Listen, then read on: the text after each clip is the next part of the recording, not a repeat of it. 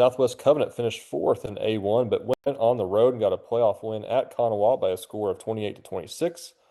Southwest Covenant gets rewarded by hosting a playoff quarterfinal game against Allen, who finished second in A3, District A3. Allen defeated Woodland 31-26.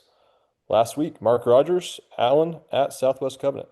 Great win for Allen to knock out the defending champs.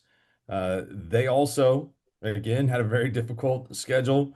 Playing Wynnewood and Tallahena. They have not lost since September the 26th. So they've now won 6 games in a row. Reed Bach's team is pretty impressive. The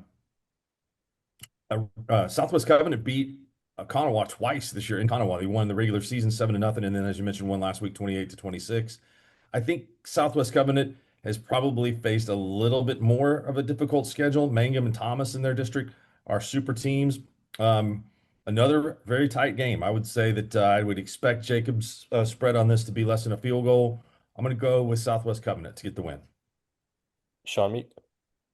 Well, here's your random playoff stat of the week here. So Southwest Covenant was only one of 2 4 seeds in the state to go on the road and get an upset win over a 1.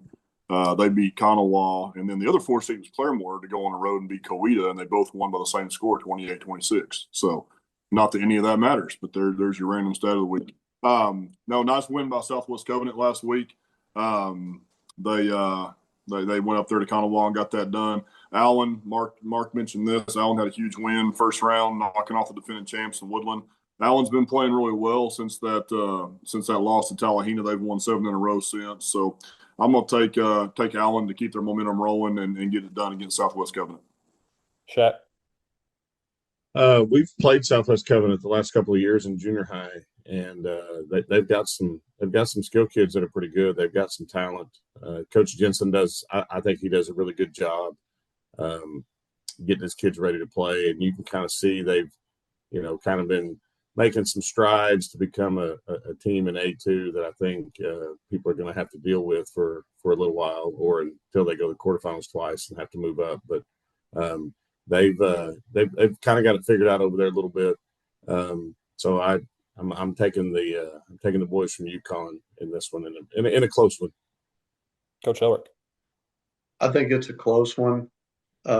I don't know a ton about Southwest Covenant, or I guess Allen for that matter, but I do know that, Coach Box at Allen, it's not his first trip down the turnpike. That dude's coached for a while. He's made some playoff runs. And from what I understand, we got a coach's kid playing quarterback for him at Allen. So I'm going with Allen. Jacob. Yeah, this is going to be a contrast of styles. Allen's been rolling lately. That win over Woodland really stands out to me. And I think Allen's run game travels. I really do. I have Allen a 2.5-point favorite going on the road in another one of only 6 of 10 confidence games. So again, it's another really, really tight game to pick. But I have Allen as a slight favorite going on the road, and I see Allen as well. I agree with Coach Elrick on this one. I think Allen squeaks out a 30-28 win.